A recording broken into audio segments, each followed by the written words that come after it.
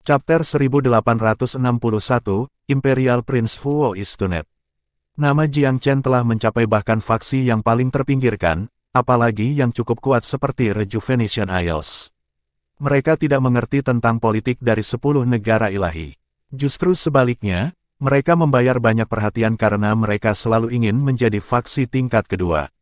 Dengan demikian, mereka tahu perkembangan terkini di Tanah Suci Abadi. Sebenarnya, pemberontakan di Eternal bukanlah rahasia bagi orang-orang dari semua bagian Pulau Myriad Abyss. Itu memicu diskusi yang tak terhitung jumlahnya. Kisah-kisah tentang Tanah Suci juga telah menyebar seperti api. Setelah semua, cara Tanah Suci Abadi telah membalikkan keadaan adalah dramatis dan mendebarkan. Sebagai bintang cerita, Jiang Chen telah menjadi nama rumah tangga. Tidak heran kalau Pangeran Kekaisaran Huo akan kewalahan ketika dia mendengar si jenius muda adalah penguasa pulau. Wajah kepala sipir Ding berubah menjadi hijau. Dia diam-diam menghela nafas lega bahwa dia dengan bijak menahan diri untuk tidak berbicara.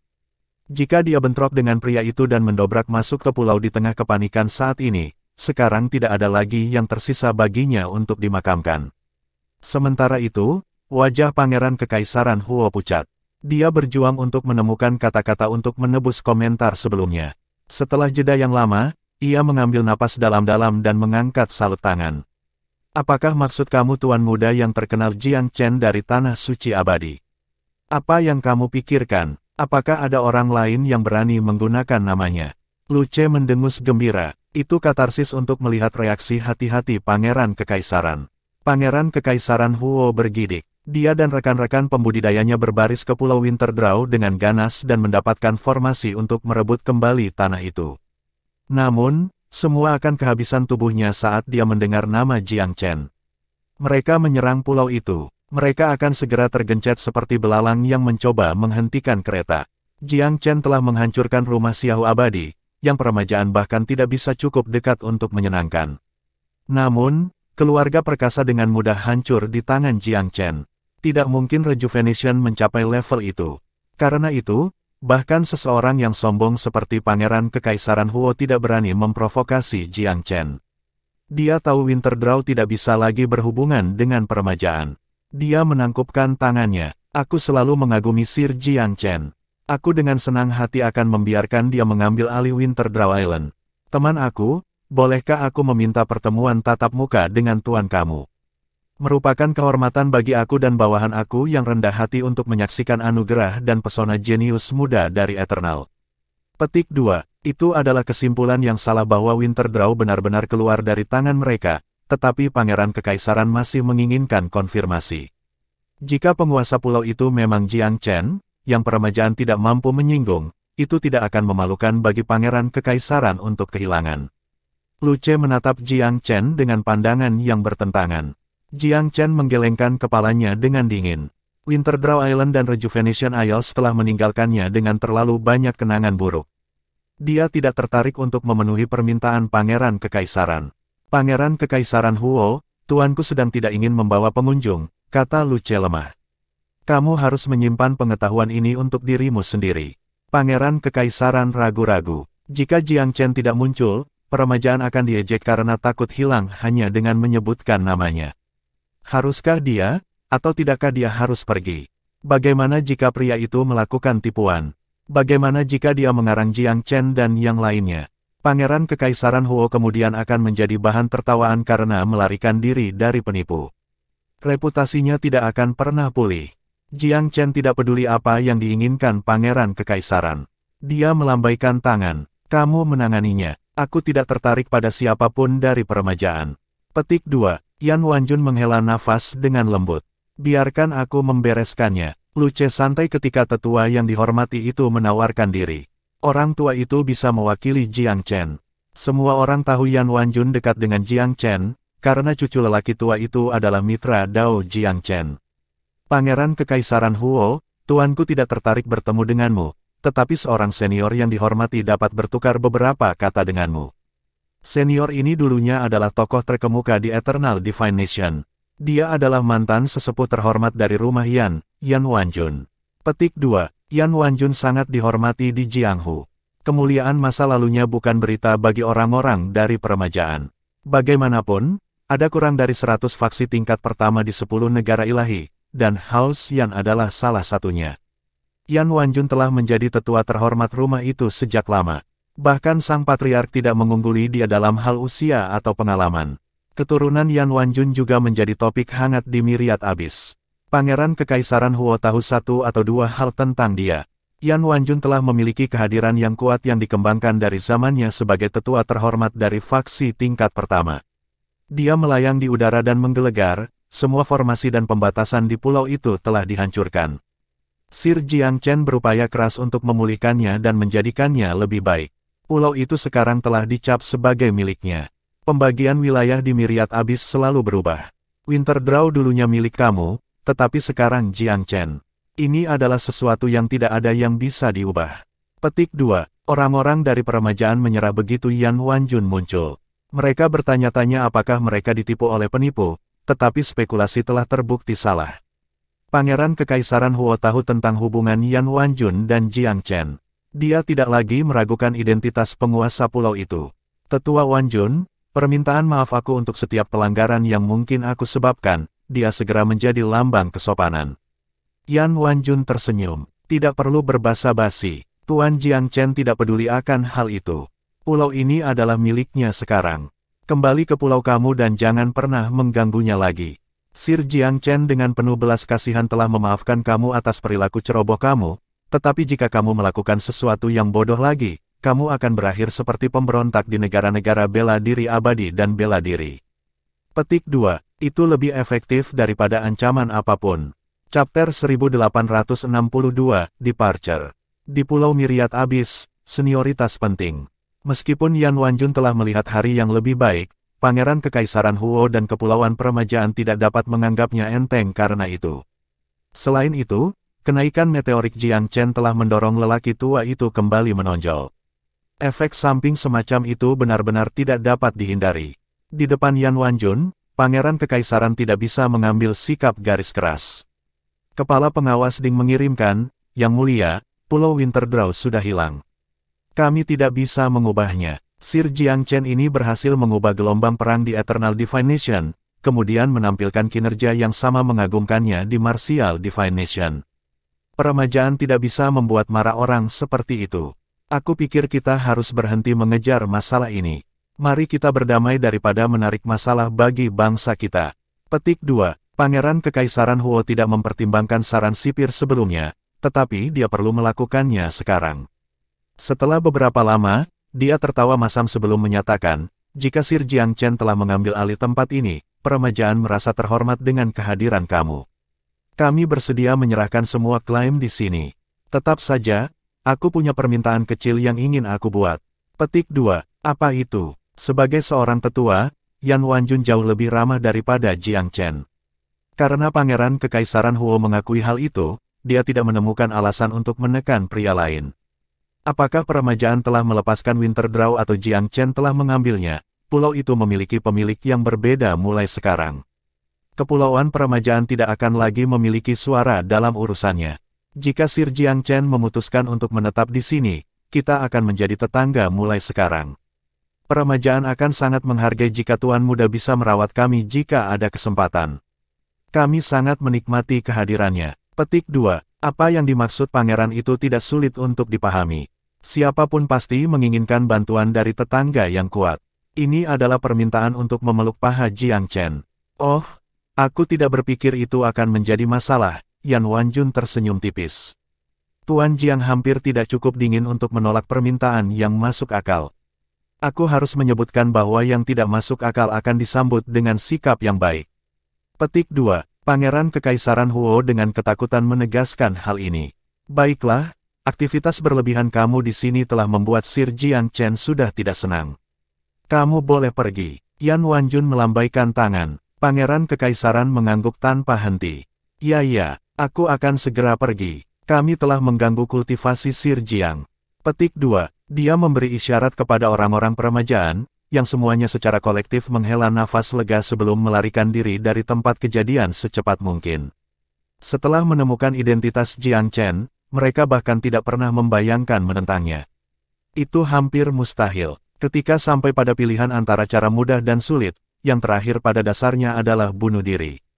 Yan Wanjun memiliki perasaan campur aduk ketika dia menyaksikan rombongan Pangeran Kekaisaran Huo pergi. Dia menghela nafas secara internal. Di sini, di Myriad Abyss, Jiang Chen muda telah menjadi seseorang yang tak tertandingi di generasinya. Akankah Huanger kecil benar-benar bisa mengikutinya? Petik 2. Namun, pikirannya berubah menjadi lebih baik. Syukurlah, dia adalah pria yang setia. Dia dan Huanger sudah saling kenal sejak domain manusia, dan dia belum meninggalkannya terlepas dari semua cobaan. Jumlah perawatan yang dia perlihatkan untuk orang tua Huang menunjukkan bahwa dia benar-benar mencintainya. Orang tidak bisa meminta mitra Dao yang lebih baik. Petik 2. Dia memberitahu Jiang Chen tentang kejadian di luar setelah kembali ke pedalaman pulau. Peremajaan memiliki wajah untuk meminta aku merawat mereka. Jiang Chen mencibir. Aku menghadapi kematian pada saat itu di Winterdraw. Pulau-pulau ini adalah sarang buih dan jahat. Namun, aku tidak berniat membalas dendam atas kesalahan di masa lalu. Petik 2. Yan Wanjun tertawa terbahak-bahak. Aku tahu kamu jenis yang murah hati. Kamu tidak akan merosot ke level kecil mereka. Petik 2. Mulut Jiang Chen bergerak sedikit. Alih-alih mengkonfirmasi ini, dia bertanya, Tetua Wanjun, kapan kamu berencana untuk melakukan perjalanan ke Haoxian? Secepatnya. Setiap hari ekstra yang disimpan orang tua Huang di penjara tanpa batas mewakili banyak risiko. Semakin aku bisa meminimalkan itu, semakin baik. Penyebutan putra bungsunya memindahkan Yan Wanjun. Dia sangat marah pada putranya bertahun-tahun yang lalu, karena pilihannya sebagai mitra Dao adalah satu-satunya alasan yang dimiliki Hao Xiaohu atas permusuhannya terhadap Haoxian. Kecerobohan masa muda itulah yang telah mengubah wanita muda itu dari rumah Xiaohu melawan putranya. Kutukan binding generasi atas Huanger, masih di dalam rahim, adalah karena alasan yang sama. Meskipun orang tua Huang dilemparkan ke penjara tanpa batas, kemarahan wanita Xiaohu masih tidak mengalah pada anak mereka. Dia tidak ingin bayi perempuan itu tumbuh dengan nasib bahagia. Sekarang karena rumah Xiaohu sudah tidak ada lagi, Yan Wanjun tiba-tiba merasa terlalu banyak berutang pada putranya yang lebih muda. Pertunangan antara Haoxian dan Xiaohu adalah hasil dari lelucon antara para senior, sebuah produk dari seorang pemabuk yang mabuk. Putranya yang lebih muda, Yan Qianfan, secara alami sangat tidak senang dengan keputusan insidentil begitu ia tumbuh dewasa. Dia ingin memutuskan sendiri siapa yang akan dinikahinya. Itulah alasan dia melarikan diri dengan putus asa dari rumahnya. Pertunangan dengan wanita muda dari House Xiaohu telah menjadi hutang dari para tetua, diabaikan dengan memabukkan meninggalkan pemuda. Sebelum dia pergi, Yan Wanjun memberi Jiang Chen beberapa saran yang bermaksud baik. Jiang Chen, tidak perlu membuat musuh dari kepulauan peremajaan, bahkan jika kamu tidak ingin menjadi teman mereka. Tujuan kamu harus lebih tinggi dari itu. Dukungan peremajaan saja tidak banyak, tetapi dukungan terpadu dari banyak orang seperti itu akan sangat berbobot dalam dirinya sendiri. Jika kamu bisa menang atas mayoritas, siapa di Myriad Abyss yang bisa menyangkal kebesaran kamu? Petik 2. Yan Wanjun hanya menginginkan yang terbaik untuk teman putranya. Jiang Chen tersenyum ambigu, dia tahu kegunaan popularitas dengan cukup baik. Namun, peremajaan telah membuat kesan yang mengerikan pada dirinya saat itu sehingga dia tidak ingin memaafkan mereka. Setelah mengirim Yan Wanjun, Jiang Chen menginstruksikan Lu Ce dengan sangat hati-hati. Setelah aku pergi, kalian akan bertanggung jawab untuk menjaga tempat ini. Ketika formasi aktif, orang luar non-ilahi akan berhenti kedinginan. Bahkan para dewa akan menemukan kesulitan untuk membuka batasan ini dalam waktu singkat. Petik 2. Lu Ce membenturkan dadanya. Jangan khawatir, kami akan merawat tempat ini dengan baik. Petik 2. Mereka sangat senang menerima kepercayaan Jiang Chen. Setelah beberapa persiapan sepintas, Jiang Chen bersiap untuk kembali ke wilayah manusia melalui formasi transportasi. Chapter 1863, Returning to the Human Domain. Dia bisa langsung kembali ke 6 istana warisan Velurium Capital melalui meterai ruang waktu, tetapi memilih untuk tidak melakukannya. Dia ingin membiasakan diri dengan formasi transportasi dan memeriksa integritasnya. Lebih penting lagi, Vermilion Bird dan Long Xiaoxuan akan terpaksa tinggal jika dia menggunakan segel ruang waktu.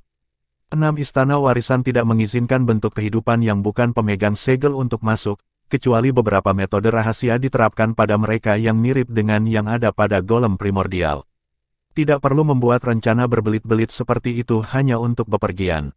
Tuan Muda Chen, kapan kita akan kembali ke Pulau Myriad Abyss setelah ini? Little White masih bercocok tanam di gunung itu. Kami tidak akan meninggalkannya di sana, kan? Long Xiaoxuan yang biasanya pendiam berbicara. Meskipun ia suka bersaing dengan harimau yang tidak ada, duet binatang buas itu saling menghargai sebagai saingan. Mereka tidak ingin sesuatu terjadi pada satu sama lain. Jiang Chen mendesah pelan, perbatasan antara domain manusia dan Myriad Abyss akan semakin kabur di masa depan. Menurut penelitianku tentang sejarah Divine Abyss, keduanya perlahan akan menjadi satu lagi. Petik 2. Oh, mengapa kamu mengatakan itu? Burung Vermilion tahu bagaimana hal-hal telah kembali pada zaman kuno, jadi agak penasaran mengapa Jiang Chen membuat klaim ini. Itu adalah tanda zaman, tidak ada yang bisa mengubah takdir yang telah ditentukan. Petik 2. Di ujung lain formasi, Jiang Chen dan teman-temannya kembali ke domain manusia sekali lagi. Kakinya mendarat di batu pengadilan Cicadas Surgawi sekali lagi. Ketika dia berjalan dengan percaya diri di atas tanah airnya, dia merasa seperti berada di kehidupan lain. Belum 5 tahun sejak kepergiannya dari tempat ini, namun rasanya seperti berabad-abad atau ribuan tahun telah berlalu. Perjalanannya ke Myriad Abyss tampak seperti mimpi, ilusi dan tidak jelas, tetapi sepertinya itu benar-benar terjadi juga. Selama beberapa tahun terakhir, hal-hal dalam domain manusia telah menetap. Pemandangan yang dia lihat di wilayah pengadilan surgawi saat dia bepergian membuatnya terkesan. Manusia dan binatang sama-sama hidup dalam pertumbuhan yang damai. Jiang Chen merasakan sentakan yang menyakitkan di hatinya. Apakah wilayah manusia akan tetap tenteram ini dalam 2 atau 3 dekade? Apakah orang-orangnya dapat menikmati ketenangan yang sama seperti sekarang? Petik 2. Invasi iblis hanya masalah waktu. Apakah domain manusia dapat terhindar darinya sepenuhnya tergantung pada apakah Jiang Chen dapat berhasil mengaktifkan kembali formasi besar pengurungan jiwa surgawi. Jika dia bisa, wilayah manusia mungkin akan terhindar dari musibah. Namun, kekuatan invasi iblis adalah faktor juga. Jika iblis berasal dari domain dan wilayah terhubung lainnya, domain manusia tidak akan dapat menghindari invasi. Jelas, itu adalah kemungkinan terburuk. Jiang Chen tidak akan pernah membiarkan hal seperti itu terjadi. Pria muda itu memutuskan untuk tidak mengganggu kepala pengadilan Cicadas Surgawi, Su Huanzhen. Keakraban dan keramahan mereka akan berarti dia akan tetap di sini untuk sementara waktu. Dia tidak ingin menyusahkannya dengan pekerjaan ekstra. Tetap saja, Jiang Chen tahu dia akan sering mengunjungi tempat itu di masa depan. Lokasi formasi transportasi ditetapkan. Sebagai salah satu ujung formasi, pengadilan Cicadas Surga akan menjadi posisi strategis yang penting di masa depan. Sebelum dia pergi, dia sudah membawa ketenangan ke domain manusia. Penyerbuan suku Savage yang pahit telah dihentikan, dan Ordo Angin dan Awan diberantas. Domain manusia diizinkan untuk beristirahat karena Gunung Pifau Suci berada di pucuk pimpinannya. Meskipun Jiang Chen tidak muncul secara pribadi selama beberapa tahun, itu tidak mengurangi pengaruh faksi terhadap seluruh dunia.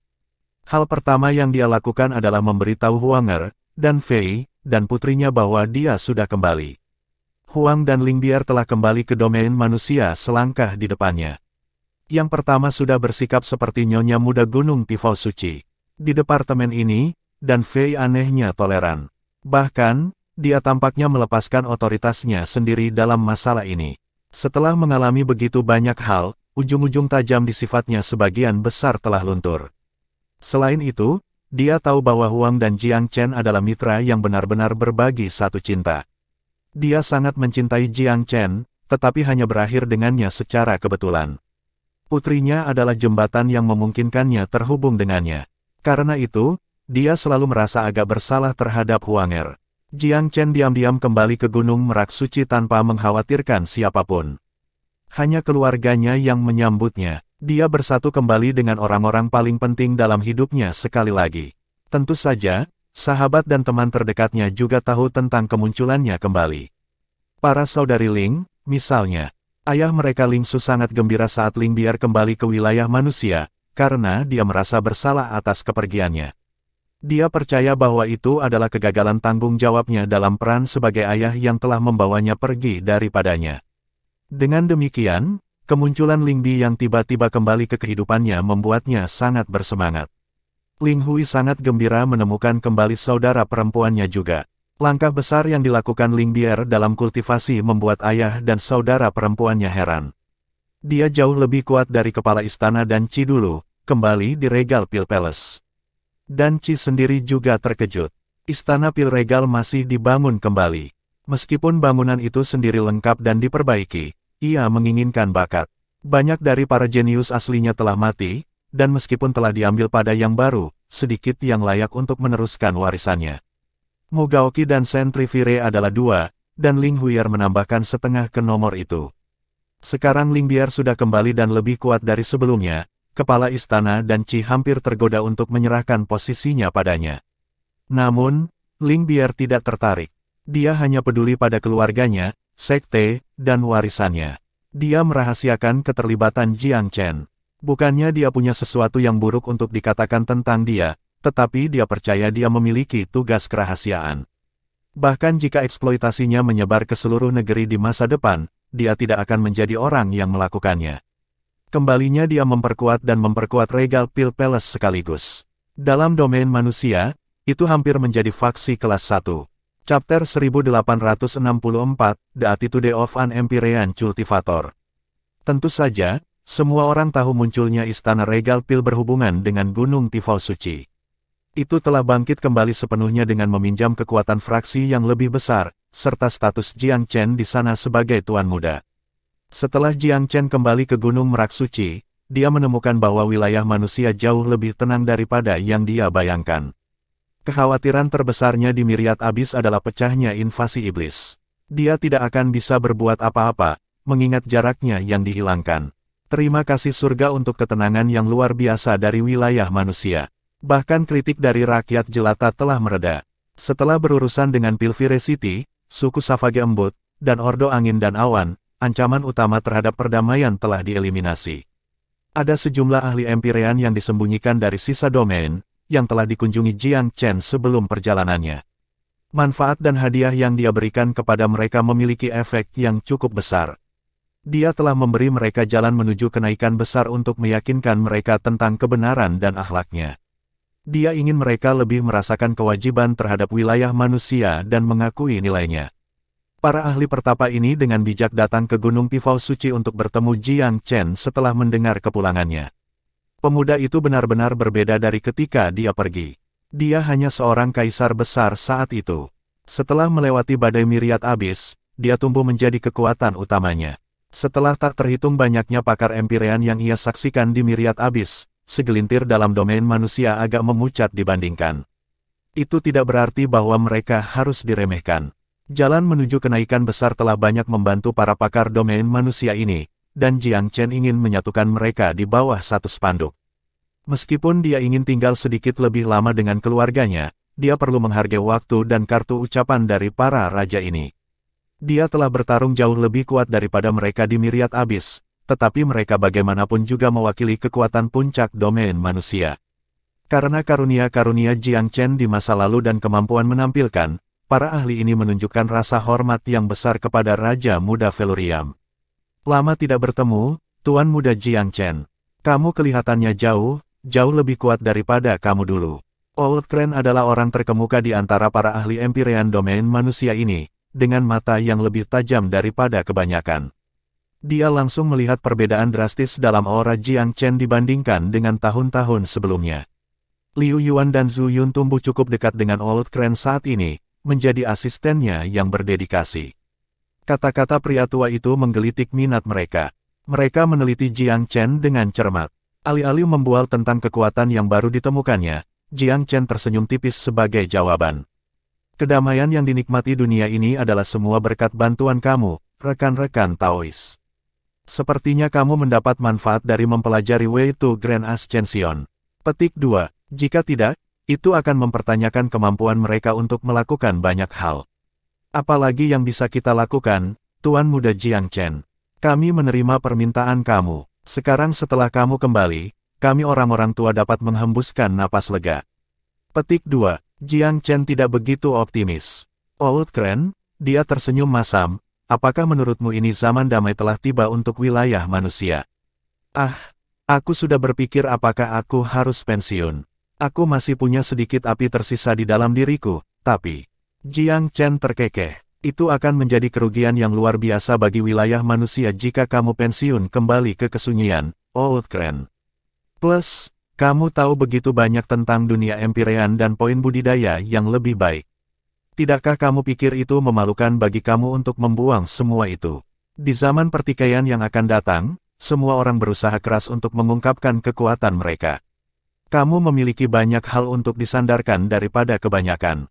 Petik 2. Apakah kamu bermaksud meminta tulang aku yang lama dan jompo untuk bekerja lebih lama, Tuan Muda Jiang Chen? Jiang Chen tersenyum dingin. Tidak perlu serendah hati, Tuan. Bahkan jika domain manusia mengertakkan giginya setelah kehilangan yang sangat besar, bagaimana jika iblis akhirnya mencarimu? Petik 2. Dia tidak berusaha menakuti orang tua itu. Kemungkinan itu pasti ada. Jika invasi iblis pecah menjadi ayunan penuh, wilayah manusia tidak akan memiliki 1 inci pun tempat yang selamat.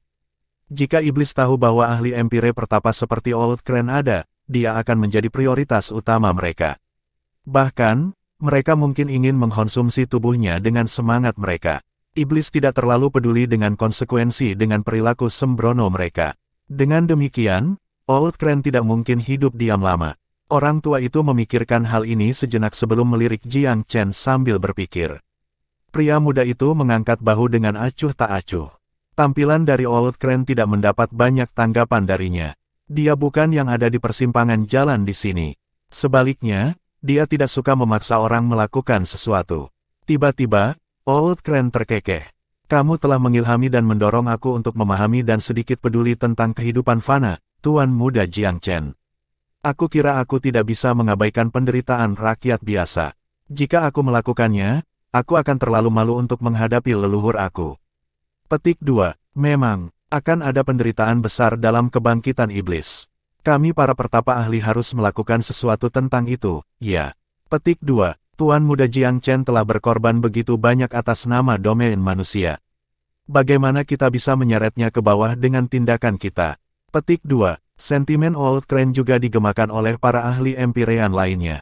Mereka secara seragam menyadari bahwa ini bukan lagi waktu yang tepat untuk hidup dalam pengasingan. Sudah saatnya melewati kesombongan tinggi mereka. Jiang Chen tersenyum pada sikap orang tua yang mengalah. Jika kita melihat ke atas ke langit, tidak ada batasan. Itulah yang diajarkan perjalanan aku ke Myriad Abyss. Domain manusia telah tertinggal. Jika kita semua menutup diri karena kesombongan, itu akan menjadi lebih buruk daripada invasi iblis. Petik 2. Jika dia mengatakan ini sebelum perjalanan, itu akan sangat tidak sopan terhadap Old Crane. Namun, setelah dibaptis dengan api, ia berdiri di tempat yang lebih tinggi. Chapter 1865, Stunning the Group of Elders. Klaim Jiang Chen sebenarnya didasarkan pada fakta. Dia sudah menemukan solusi potensial untuk invasi iblis. Meskipun dia tidak dapat menjamin bahwa dia akan dapat mengaktifkan formasi besar jiwa surgawi, dia setidaknya memiliki cetak biru yang berfungsi. Dia hanya membutuhkan sumber daya yang cukup untuk membangun hal yang nyata. Selain itu, perjalanannya ke Myriad Abyss telah menyinari dia gambaran yang lebih besar di Divine Abyss. Dia akhirnya mengerti mengapa iblis-iblis itu dapat menyerang sejak lama.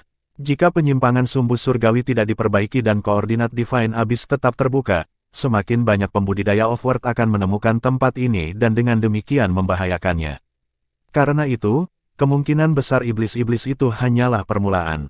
Penjajah Offworld, terutama petualang yang suka berkelahi, melihat Divine Abyss sebagai sepotong lezat yang pantas untuk dimanfaatkan. Old Crane sedikit terkejut dengan ekspresi muram Jiang Chen. Tuan Muda Jiang Chen, ia memberanikan diri. Apakah perjalanan kamu ke Myriad Abyss menginspirasi kamu dalam beberapa cara? Sejujurnya, Old Crane, bahkan faksi tingkat kedua atau ketiga di sana jauh melebihi apa yang bisa ditawarkan oleh domain manusia. Berharap untuk menyamai kekuatan 10 negara ilahi sepenuhnya tidak ada pertanyaan. Itu benar, di Myriad Abyss, faksi seperti Wurmspring dan Rejuvenation bisa dianggap sebagai peringkat kedua paling banyak, dan itu murah hati. Jika mereka diizinkan untuk menginjakkan kaki di domain manusia, mereka akan menyapu dengan mudah. Jiang Chen cukup akrab dengan kemampuan keduanya. Kepala peremajaan Rejuvenation, Ding dan para elit Winter Draw-nya saja akan mengendalikan apa saja dalam wilayah manusia. Lagi pula, Tidak ada elit di sini selain dari para ahli pertapa. Kepulauan Peremajaan, di sisi lain, memiliki banyak pembudidaya empirean. Mereka tidak semuanya maju, banyak yang bahkan tidak pertengahan, tetapi sekelompok ahli kerajaan awal bersama beberapa yang maju kemungkinan besar akan mengamuk melalui domain manusia saat ini. Bagaimanapun, sumber daya mereka lebih unggul. Mantan kepala Ordo Angin dan Awan, Xiao Jing, hanya seorang jenius muda yang telah kehilangan perebutan kekuasaan di dalam rumahnya. Namun, ia mampu membuat gelombang luar biasa di perairan domain manusia dengan hanya sekelompok bawahan biasa. Itulah titik kritisnya, dan bukankah Kepulauan Peremajaan jauh lebih unggul daripada keturunan tunggal yang ditinggalkan rumah Xiao? Ini saja menunjukkan seberapa jauh Myriad Abyss dibandingkan dengan domain manusia. Apakah faksi tingkat kedua atau ketiga begitu kuat? Old Crane mulai kehilangan harapan ketika dia mendengar ini. Apakah Myriad Abyss benar-benar tidak dapat diatasi? Ya, bangau tua, kekuatan Myriad Abyss sangat kuat untuk wilayah manusia saat ini. Lebih jauh lagi, dinding antara kedua dunia semakin menipis. Kamu akan menyaksikan kekuatan mereka untuk dirimu sendiri sebelum lama. Jiang Chen diam sejenak sebelum memberikan saran. Aku pikir itu akan menjadi ide yang baik untuk bekerja keras dalam berkultivasi. Jika tidak, ketika perpecahan tidak ada lagi suatu hari, kamu mungkin akan ditinggalkan tak berdaya di hadapan kekuatan Myriad Abyss yang luar biasa. Old Crane meringis. Aku harap hari itu tidak akan pernah datang. Jiang Chen tersenyum tipis. Mari kita semua bekerja keras untuk membuat diri kita lebih kuat, kan? Dia agak sedih secara internal. Kelalaian domain manusia bukanlah hasil dari satu hari. Pada akhir Perang Pemeteraian Iblis, berbagai sekte dan sumber daya pria dan faksi dihabiskan. Perang kuno itu telah menghancurkan terlalu banyak manusia. Vena roh dan kebutuhan kultivasi lainnya telah habis hingga habis. Ini adalah salah satu dari banyak alasan mengapa berbagai faksi merasa bahwa wilayah manusia tidak akan dapat pulih dalam waktu singkat di tahun-tahun pasca perang. Dalam keadaan ini, wilayah manusia secara bertahap menurun selama 2 hingga 300 ribu tahun ke kondisi saat ini. Myriad Abyss Island, di sisi lain, telah membawa aura mistik sejak awal. Pemeliharaan hati-hati 10 negara ilahi telah menarik sejumlah besar desertir untuk menetap di sana, akhirnya berkembang menjadi keadaan saat ini. Old Crane dan teman-temannya terperangah. Mereka melihat perbedaan yang signifikan antara Jiang Chen di masa lalu dan Tuan Muda saat ini. Jiang Chen yang lama memiliki sikap tenang yang memadai, tetapi otoritasnya tidak terlalu laten dalam kata-katanya seperti sekarang. Apakah perubahan hanya dipengaruhi oleh pengalaman? Tidak, Old Crane menyadari itu tidak mungkin benar. Ada sesuatu yang belum bisa dia lakukan. Tiba-tiba, matanya bergerak dengan takjub. Tuan Muda Jiang Chen, kultivasi kamu telah meningkat banyak, bukan? Jika aku bisa bertanya, tingkat menakutkan apa kultivasi kamu sekarang? Jiang Chen tidak melihat alasan untuk menyembunyikannya. Mungkin aku akan memiliki kesempatan untuk menembus ke Empirean tingkat 6 segera, katanya tanpa basa-basi. Perkelahian yang tak terhitung jumlahnya yang ia ikuti di Myriad Abyss telah mengasahnya melalui persidangan. Secara khusus, intuisi bela dirinya telah diperkaya secara signifikan. Mulut para ahli pertapa seragam agape dengan syok. Setelah lama terdiam, mereka saling bertukar pandang. Apakah mereka salah dengar? Menerobos ke ranah Empirean tingkat 6. Selain dari Old Crane, tidak ada yang lain di sini pada tingkat itu. Jiang Chen masih sangat muda. Bagaimana mereka bisa jauh dibandingkan dengan bakatnya? Old Crane menghela napas, lalu bertepuk tangan dengan tawa yang menggelegar. Luar biasa, luar biasa. Kelahiran seorang jenius legendaris dalam wilayah manusia menandai era baru bagi kita. Teman-temanku, kita mungkin menyaksikan sejarah yang sedang terjadi. Sungguh, keajaiban yang sungguh-sungguh. Para ahli Empirean lain mengangguk setuju. Pandangan mereka sekarang memancarkan kekaguman nyata yang belum pernah ada sebelumnya. Jiang Chen bukan sekadar legenda Pildao atau penguasa domain manusia. Jika itu adalah satu-satunya klaim ketenarannya, para ahli Empirean akan memberinya kesopanan, bukan rasa hormat.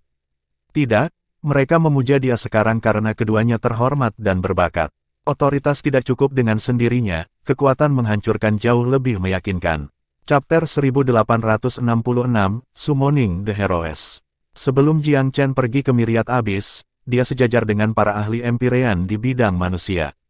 Sekarang, terutama setelah pertemuan ini, dia mengambil peran utama. Para ahli pertapa semua bisa mengatakan bahwa Jiang Chen tidak lagi jenius muda yang bisa mereka dominasi. Terus terang, semuanya digabungkan tidak akan menyaingi pemuda itu. Mereka juga mendengar tentang burung vermilion yang tangguh dan naga sejati yang menyertai Jiang Chen. Ada juga harimau putih yang keberadaannya tidak diketahui. Tak satu pun dari mereka adalah entitas yang bisa ditentang oleh ahli pertapa. Selain itu, mereka berutang pada Jiang Chen karena memberi mereka The Way to Grand Ascension. Itu meningkatkan kultivasi mereka dan membantu mereka mengatasi kemacetan yang lama. Itu saja sudah cukup untuk menghentikan mereka dari menghinanya, atau mereka akan membalas kebaikan dengan kejahatan. Tidak semua orang di dunia bela diri berjalan di jalan yang benar, tetapi sebagian besar waktu orang tidak secara aktif menyimpang darinya.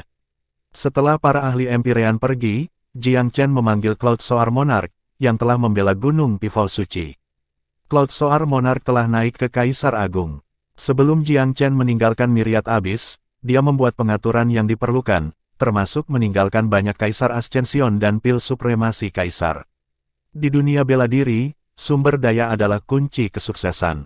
Dengan sumber daya yang cukup, membuat kemajuan adalah jaminan. Akibatnya, Felurium Capital tetap teratur dan bahkan tumbuh lebih kuat secara signifikan setelah Jiang Chen lama absen, melampaui masa lalunya selama pemerintahan Kaisar Pifau. Tidak ada yang berani menimbulkan masalah. Alasannya sederhana, Jiang Chen telah memerintah dengan kebaikan dan genggaman besi dari Gunung Pifau Suci. Tidak ada yang mampu atau mau memulai apapun. Lewatkan panggilan aku, Cloud Soar, perintah Jiang Chen. Panggil setiap kultivator di atas Kaisar Agung di ibu kota. Sekarang ada banyak kaisar besar di wilayah Felurium, tidak seperti masa lalu yang sebelumnya diperintah oleh hanya beberapa. Bahkan, ada lebih dari sebaran petani penggarap di Gunung Merak Suci sekarang. Kaisar Peerless dan Mata Air telah mencapai kerajaan Empyrean sebelum Jiang Chen berangkat ke Myriad Abyss. Mereka telah membuat kemajuan yang baik sejak saat itu dan naik ke Empyrean tingkat kedua. Yang lain setengah empati dan membutuhkan dorongan untuk naik, Kaisar Sabledip menjadi contoh. Dia pernah berubah ke sisi gelap oleh Orde Angin dan Awan. Kemudian Kaisar Peerless dan yang lainnya membujuknya untuk bergabung dengan Gunung Pifau Suci, mendapatkan pengampunan Jiang Chen. Namun, tidak ada penggarap yang diberkati oleh surga dalam wilayah manusia. Hampir tidak mungkin bagi mereka untuk naik sendiri ke Empyrean, itulah sebabnya Kaisar Sabledip terjebak di Empyrean setengah-setengah. Ada banyak orang lain yang terjebak pada tahap yang sama dengannya, termasuk kepala sekte dari 8 daerah atas. Setelah menerima pesanan Jiang Chen, mereka menuju Gunung Takut Pifau secepat mungkin. Bambu nenek moyang yang dipalsukan dari suku Savage yang dipalsukan juga datang. Setelah menyerah pada Jiang Chen, dia telah berkubang dalam kehidupan yang penuh keputusasaan di Felurium Capital. Hanya setelah Jiang Chen memberinya paruh pertama Grand Ascension berhasil memulihkan semangatnya. Dia telah menjaga profil yang sangat rendah selama bertahun-tahun. Meskipun kalah dari manusia masih meninggalkan rasa pahit di mulutnya, perasaan itu perlahan memudar saat dia berkultivasi dengan Grand Ascension. Dia terkejut ketika mendengar tentang kembalinya Jiang Chen ke wilayah manusia, terlebih lagi oleh kenyataan bahwa Tuan Muda telah memanggilnya. Dia agak konflik. Dia telah dibawa ke Felurium Capital sebagai tawanan dan tidak pernah memasuki wilayah inti Gunung Pifau Suci karena ketidakpercayaan Jiang Chen yang masih berlangsung. Tapi sekarang, ada panggilan langsung untuknya. Apa artinya itu? Apakah tes Jiang Chen untuknya berakhir? Apakah dia mendapatkan kepercayaan pemuda itu? Atau apakah Tuan Muda itu tumbuh sampai pada titik bahwa ia tidak perlu mewaspadai leluhur? Apakah Jiang Chen mencapai ketinggian sedemikian rupa sehingga ia bisa mengabaikan leluhur sebagai ancaman? Tidak peduli apa kebenarannya, itu membuat Forevater Embittered Bambu gugup dan bertentangan. Akankah Tuan Muda bersedia memberinya setengah dari Grand Ascension? Jiang Chen sengaja mengirim untuk Forevater Embittered Bambu. Dia memutuskan untuk berbicara dengan leluhur sebelum orang lain. Sebagai kepala suku Savage yang dipalsukan, leluhur memiliki kekuatan dan kualitas yang jarang dimiliki manusia. Sebelumnya, Old Crane adalah yang terkuat di domain ini, tetapi dia menjalani kehidupan nomad dan tidak terlalu peduli dengan kejadian di dunia. Sebaliknya, Forevater Embittered Bambu sangat peduli dengan nasib sukunya. Jiang Chen lebih menghargai karakter seperti nenek moyang. Yang terakhir ini kompeten dan mau bekerja keras untuk rakyatnya. Nenek moyang alien memasuki ranah rahasia gunung dengan jantung berdebar kencang. Ini kamu, bambu pahit. Jiang Chen berjalan keluar dari hutan dengan senyum tipis dan tenang. Ada rahmat yang melekat dan kehadiran superioritas tentang dirinya. Bahkan nenek moyang itu terpaku sebentar. 3 hari dapat mengubah seorang sarjana. Selama tahun-tahun ketidakhadiran kamu menjadi orang yang berbeda, Tuan Muda Jiang Chen. Kamu telah berevolusi dan ditakdirkan untuk kebesaran. Nada leluhur itu bertentangan. Dia sama-sama pasrah pada nasibnya sendiri dan dikejutkan oleh transformasi Jiang Chen. Dia adalah rambut yang lebih jeli dan lebih kuat dari tetua He, sehingga dia bisa memberitahu perubahan Jiang Chen dengan pandangan pertamanya. Tuan Muda sekarang bisa mengalahkannya secara langsung. Forevator Embiteret Bambu berada di puncak Empirean tingkat ke-6. Dia terus mencoba dan gagal mendorong kerana Empire yang maju. Jiang Chen telah mencapai tingkat ke-5, dan tidak akan berhenti di situ. Dia juga memiliki kualitas yang tidak dimiliki nenek moyang. Mengingat kemampuan dan kehadirannya, dia benar-benar bisa mengalahkan nenek moyang dalam duel. Lagi pula, dia bahkan pernah bertarung dengan dewa. Chapter 1867, The Reason for Mercy. Silakan duduk, bambu pahit. Jiang Chen tersenyum samar. Tampaknya kamu telah membuat kemajuan yang bagus dalam memahami jalan menuju kenaikan agung. Kamu setengah langkah dari mencapai wilayah Empirean yang canggih, bukan? Apakah kamu tahu mengapa kamu kesulitan membuat terobosan ke tingkat ke-7? Petik 2. Forevator Embiteret Bambu menghela nafas dengan sedih. Aku tidak tahu. Mungkin itu baru saja ditulis dalam takdirku. Petik 2. Salah. Jiang Chen menggelengkan kepalanya sambil tersenyum. Ada tradisi untuk mengubah nasib seseorang di dunia bela diri Dao. Sementara beberapa lebih beruntung daripada yang lain, semua pembudidaya yang benar-benar berada di jalur menuju kebesaran memiliki keberanian untuk menempa jalan mereka sendiri terlepas dari apa nasib mereka. Kamu, Embiteret Bambu, bukan jenis yang sial. Kalau tidak, aku tidak akan membiarkanmu dalam pertarungan kami. Bukankah lebih berisiko bagi aku untuk melenyapkan kamu saat itu juga? Petik 2. Nenek moyang itu berhenti. Apakah kamu tidak menghindariku sehingga kamu dapat memperbudak aku? Jiang Chen mendengus. Memperbudakmu. Dia menggelengkan kepalanya dan, sebagai pengganti penjelasan, melambaikan tangannya di udara. Sejumlah item yang bersinar dengan cahaya aneh muncul tiba-tiba, menutupi meja di depannya. Apakah ini dekret raja? Nenek moyang membelalakkan matanya. Begitu banyak dari mereka. Kamu, ini hanyalah bagian dari apa yang aku peroleh. Aku memiliki lebih banyak dekret. Apakah kamu masih berpikir aku perlu membuat kamu tetap di sekitar sebagai budak? Petik 2. Bambu yang pahit menatap meja dengan enggan, tidak mampu mengucapkan sepatah kata pun. Dia merasa pusing. Dia pikir Jiang Chen hanya menyisihkannya untuk melayani, tetapi itu tampaknya tidak menjadi masalah lagi. Jiang Chen, Tuan Muda Jiang Chen, aku telah dibutakan oleh bias aku sendiri, katanya ragu-ragu. Sepertinya lebih banyak darah telah ditumpahkan selama waktumu di Myriad Abyss daripada yang aku harapkan. Aku telah bertarung dan membunuh sejumlah besar petani penggarap, banyak dari mereka ada di depan kamu dalam budidaya. Apakah kamu tahu mengapa aku membunuh mereka tanpa ragu-ragu, tetapi membiarkan kamu saat itu? Petik 2. Aku tidak. Bambu pahit menarik wajah panjang. Dia benar-benar tidak tahu. Pemuda itu terlalu misterius untuk dimengerti. Sederhana saja. Jiang Chen tersenyum tipis. Aku bertemu lebih dari 100 kultivator yang lebih kuat dari kamu di Myriad Abyss, dan ada banyak lebih dari itu di sana. Namun, banyak dari mereka tidak dapat menyaingi kamu dalam keberadaan yang melekat karena keadaan di mana mereka berkultivasi. Mereka lebih kuat hanya karena berada di Myriad Abyss, yang kondusif untuk budidaya mereka. Jika mereka membudidayakan di suku kamu atau wilayah manusia, mereka tidak akan mencapai ketinggian kamu. Selain itu, mereka hidup lintas sekte dan ahli lainnya. Mereka tidak memiliki agensi mereka seperti kamu. Jika aku membunuhmu, aku akan menghilangkan harapan untuk suku Savage yang dipendam selama ribuan tahun ke depan. Aku tidak bisa menemukannya sendiri untuk melakukan itu. Petik 2. Kamu tidak bisa. Bambu pahit tidak bisa mempercayai telinganya. Suku aku selalu menjadi ancaman terbesar bagi umat manusia. Itu menentang logika bahwa kamu akan memilih untuk tidak memusnahkan kita semua.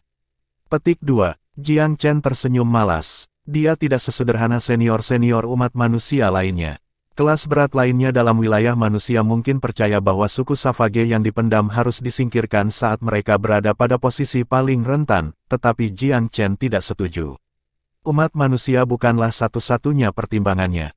Perspektifnya lebih luas. Dalam skala yang lebih kecil, suku itu bisa menjaga umat manusia tetap waspada, mencegah mereka dari berpuas diri. Dalam skala yang lebih besar, suku tersebut akan menjadi bagian dari perlawanan terhadap iblis ketika mereka menyerang. Konflik antara ras manusia dan suku bambu pahit ada di dalam benua Divine Abyss. Namun, begitu iblis-iblis itu bangkit, mereka akan mengancam semua keberadaan di benua itu. Jika mereka dibiarkan tanpa pengawasan, semua ras akan menjadi budak mereka tanpa harapan pembebasan. Tentu saja, Jiang Chen tidak akan menjelaskan semuanya untuk leluhurnya. Dia sedikit tersenyum. Suku kamu hanyalah penyakit kecil yang tidak berbahaya bagi umat manusia. Ancaman fatal nyata berasal dari ras iblis. Mereka adalah wabah yang akan membuat seluruh benua menjadi neraka begitu menyebar. Kamu tidak perlu aku memberitahu kamu, bukan? Petik 2. Bambu yang pahit terdiam beberapa saat. Dia menghela nafas, dilanda rasa kehilangan yang samar. Tuan Muda Jiang Chen jauh lebih berpikir ke depan daripada yang bisa aku bayangkan. Kami yang tua tidak belajar apa-apa selama bertahun-tahun keberadaan kami. Dia terdengar malu. Bambu pahit, aku berencana untuk membiarkanmu pergi setelah beberapa waktu dan mengirimmu berkeliling wilayah-wilayah di sekitar wilayah manusia, mencari tahu apa sebenarnya yang terjadi di wilayah berbeda di benua. Dikatakan bahwa benua ditempati oleh ras yang berbeda, wilayah mereka dibagi oleh steles batas.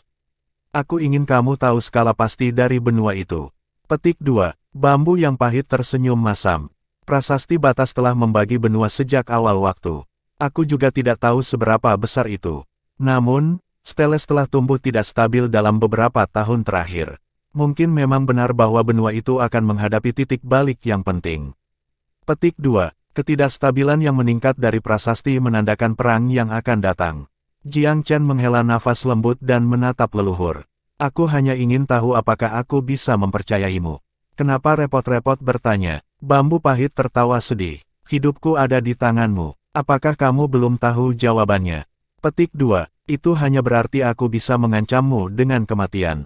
Kamu mungkin tidak benar-benar setia kepada aku, dan kamu mungkin tidak melakukan yang terbaik ketika aku memberi kamu tugas.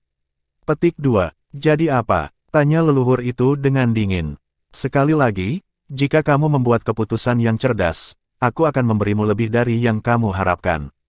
Jika kamu memutuskan untuk menjadi musuh aku dapat dengan mudah menghancurkan kamu. Petik 2. Aku tidak bisa menjadi musuhmu lagi, Embiteret Bambu menjawab dengan nada masam. Aku bersedia bekerja dengan kamu dengan satu syarat. Kamu tidak harus mempermalukan aku karena kedengkian dan menggunakan aku sebagai bidak. Petik 2. Aku tidak butuh bidak. Aku membutuhkan seorang pria berdarah panas yang bersedia memperjuangkan kaumnya. Bambu pahit, apakah kamu bersedia memperjuangkan suku kamu? Apakah kamu memiliki keyakinan dan keberanian untuk mempertaruhkan hidup kamu melawan iblis dan menolak menjadi budak mereka? Petik 2. Iblis. Bambu pahit membuat seringai liar.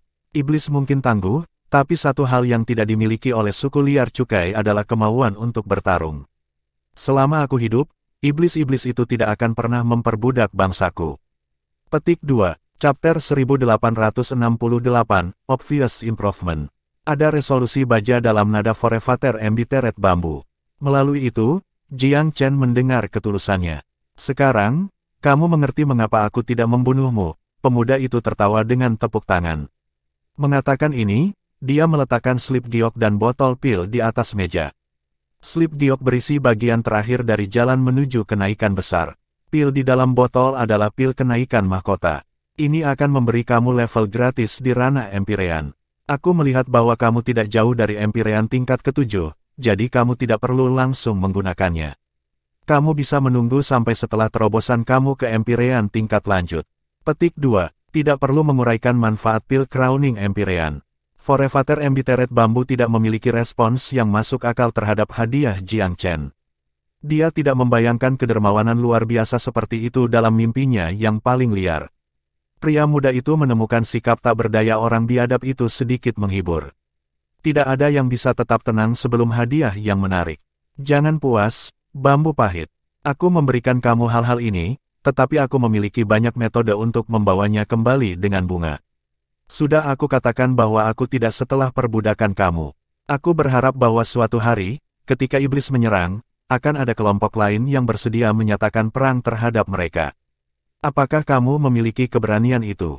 Petik 2. Nenek moyang segera berubah sangat tegas, iblis-iblis, Tuan Muda Jiang Chen. Aku tidak bisa menjanjikan hal lain, tetapi aku akan menjadi ujung tombak serangan terhadap mereka tanpa gagal. Petik 2. Apakah begitu? Ya, itu belum perlu. Tugas kamu adalah mengembalikan dan menyatukan suku Savage yang pahit, lalu mendapatkan pemahaman yang lebih baik tentang berbagai hal dari wilayah sekitarnya. Bagaimana nasib suku-suku lain di sekitar kamu? Pengetahuan adalah langkah pertama dari kemenangan, dan kami memiliki sedikit dari itu, Jiang Chen menghela nafas. Dalam keadaan biasa, dia tidak akan memberikan Forevater Embittered Bambu hal-hal ini. Tetapi waktu yang luar biasa membutuhkan tindakan drastis. Selama tujuannya maju, Jiang Chen tidak peduli dengan harganya.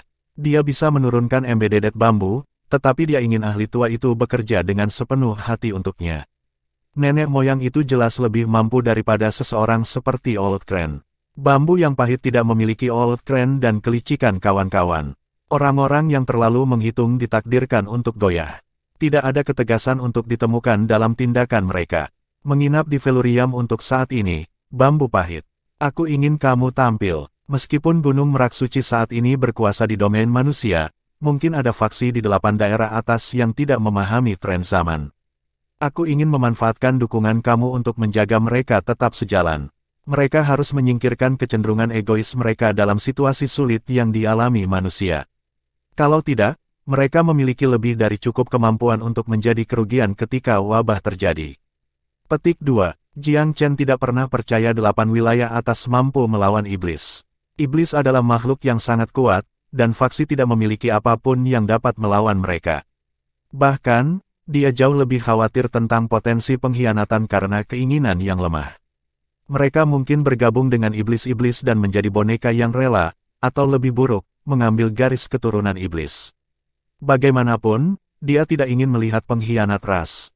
Bambu pahit menjadi bijaksana. Jangan khawatir, dia mengangguk, aku tahu apa yang harus dilakukan.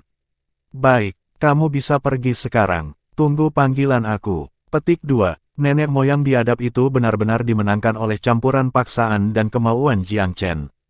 Meskipun dia tahu ini juga bagian dari manipulasi pemuda itu, apa yang bisa dia lakukan? Tidak ada konspirasi. Niat Jiang Chen terbuka untuk dilihat semua orang. Bisakah dia menolak jalan menuju kenaikan besar atau pil kebon Empyrean? Jelas tidak. Keputusan raja bahwa pemuda itu mampu berproduksi begitu saja juga membuat jantungnya berdegup kencang. Makna di belakang mereka terlalu menakutkan untuk direnungkan. Berapa banyak ahli Empyrean yang telah dia bunuh untuk mendapatkan sebanyak ini? Mo Wushuang tiba begitu bambu pahit pergi. Gelak tawa meledak dari kejauhan. Saudaraku, akhirnya kamu kembali.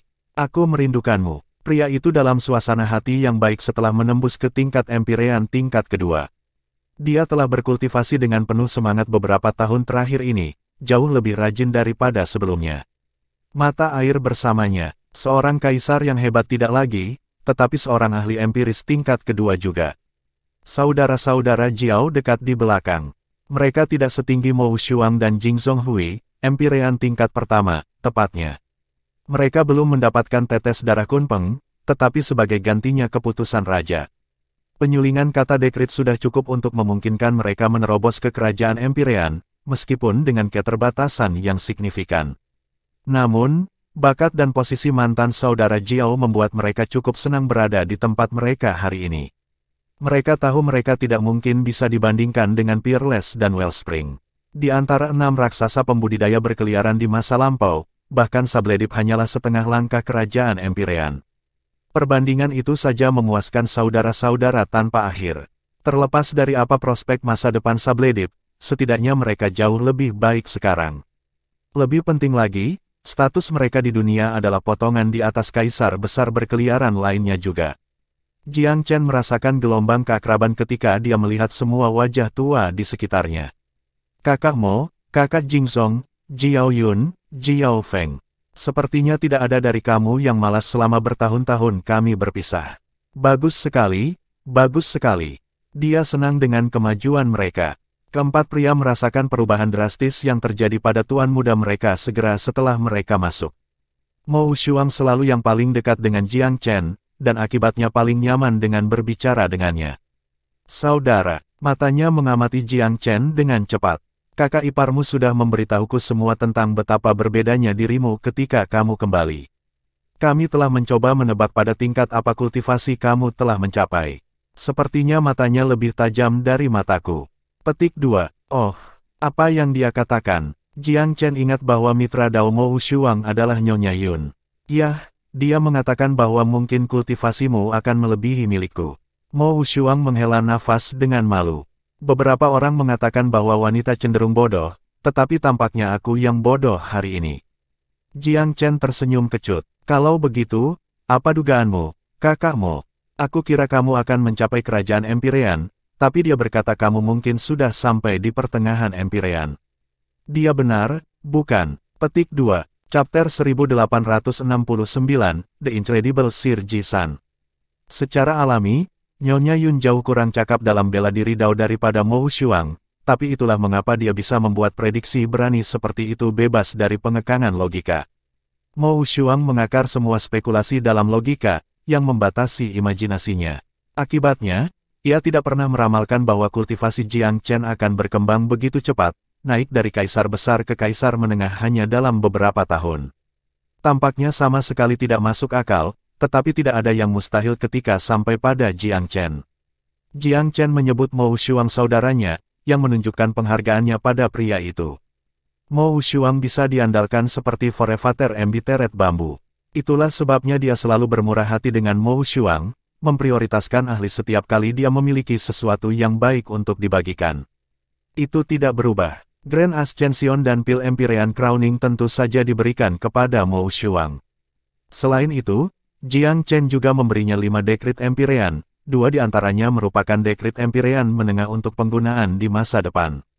Mo Shuang suatu hari akan membangun faksi sendiri dan mengumpulkan orang kepercayaannya sendiri.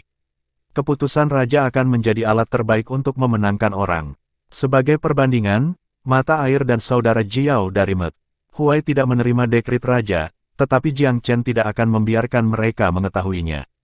Namun, mereka diberi pil kebon mahkota dan The Grand Ascension. Jiang Chen juga memberi mereka masing-masing senjata yang dia rampas dari musuhnya. Dia berkelahi dan membunuh banyak pakar Empyrean, yang menghasilkan sejumlah besar item Empyrean dan bahkan beberapa yang setengah dewa. Mo Shuang menerima pedang panjang tingkat dewa, yang dia sukai sesaat. Keempat pria itu adalah pembudidaya tingkat tertinggi di Gunung Merak Suci saat ini. Sumber daya yang mereka terima akan semakin mendorong mereka ke depan, yang adalah apa yang diinginkan Jiang Chen. Tepat setelah itu, Cloud Soar Monarch melaporkan kembali. Tuan muda, setiap kaisar besar di Velurium Capital telah berkumpul di sini dan sedang menunggu panggilan kamu. Jiang Chen menggenggam tangannya dan tertawa. Besar, biarkan aku melihat sendiri seberapa besar modal telah berkembang selama ketidakhadiran aku. Petik 2. Dia dalam suasana hati yang luar biasa.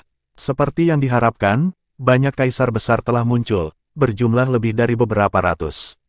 Itu tidak mengesankan dibandingkan dengan Myriad Abyss, tetapi sebelum waktunya, hanya ada 7 atau 8 kaisar besar. Sekarang, setelah hanya beberapa tahun, jumlahnya telah melonjak dengan margin yang besar, perkembangan yang sangat menyenangkan terutama karena banyak dari mereka adalah pembudidaya muda.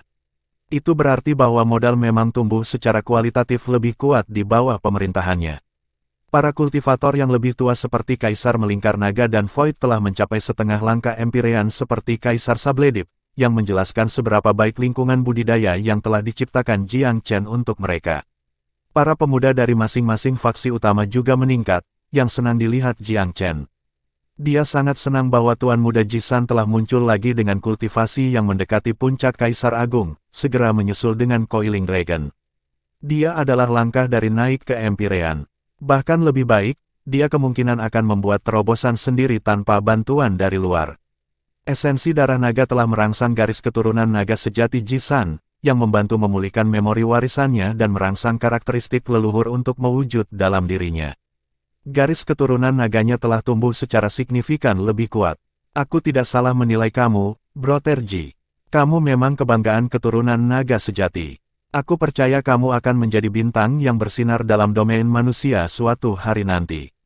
Petik 2. Yang paling senang dengan penampilan Ji-san yang luar biasa adalah Emperor Coiling Dragon. Keluarganya mulai sebagai klan belaka, dan hanya berkembang menjadi faksi kaisar besar dalam beberapa tahun terakhir.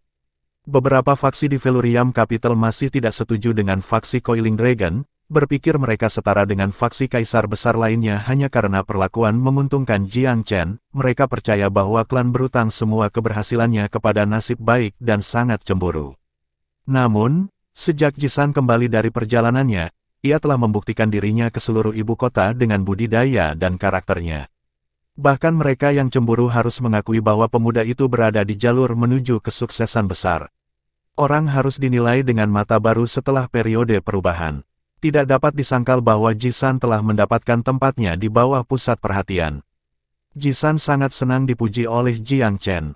Ada suatu masa ketika mereka berdua saling memanggil saudara. Jiang Chen telah banyak membantunya selama kebangkitannya menuju kesuksesan.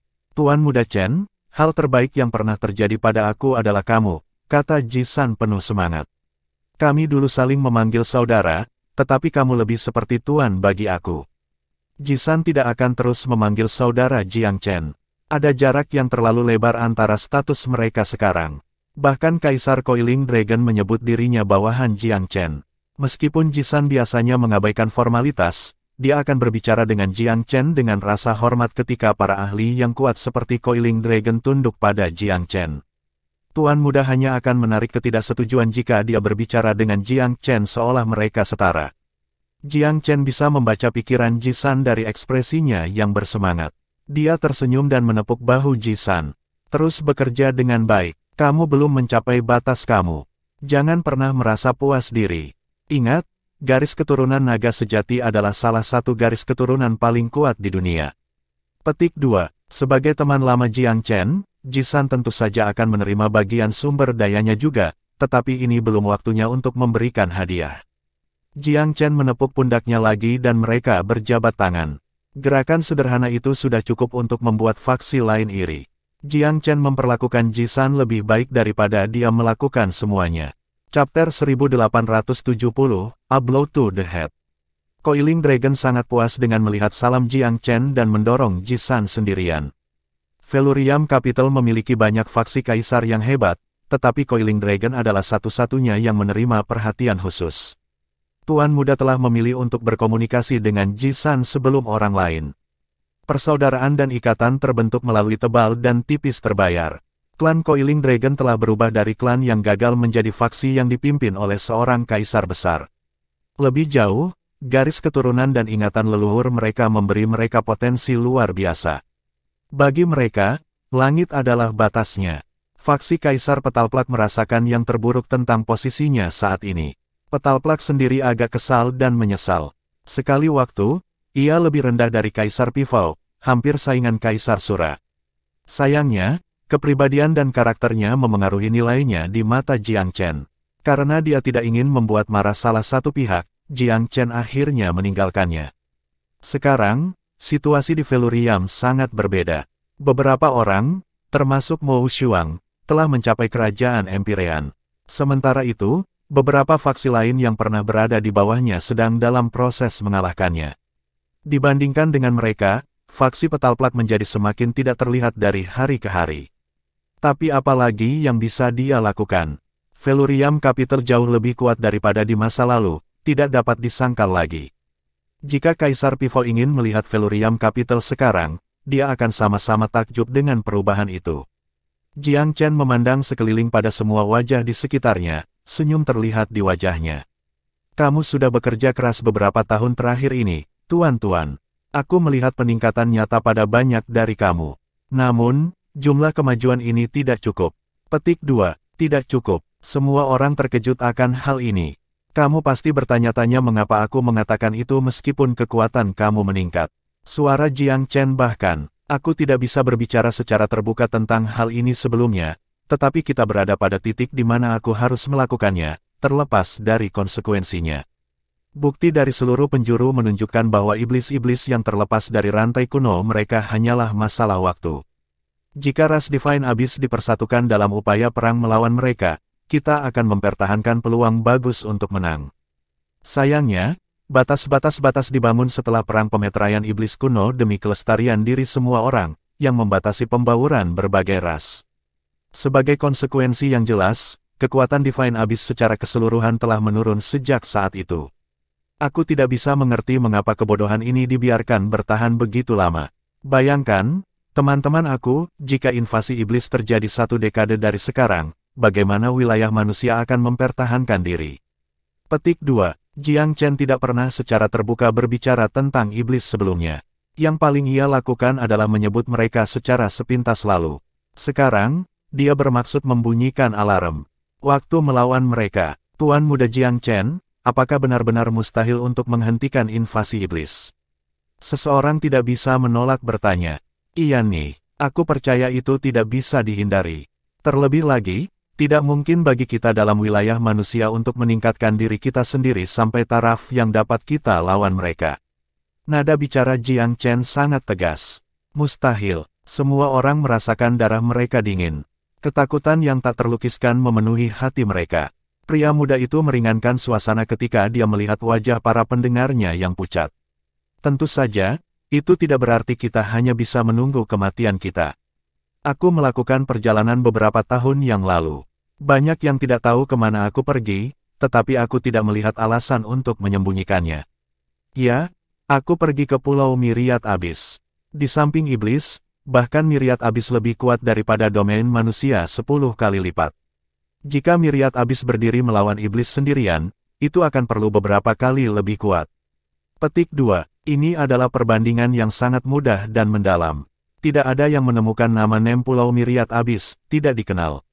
Mereka semua tahu bahwa itu adalah tempat yang sangat jauh dari Divine Abyss, tetapi secara teknis masih bagian dari benua ini. Selain itu, ada banyak desas-desus tentang asal-usul pembudidaya di sana.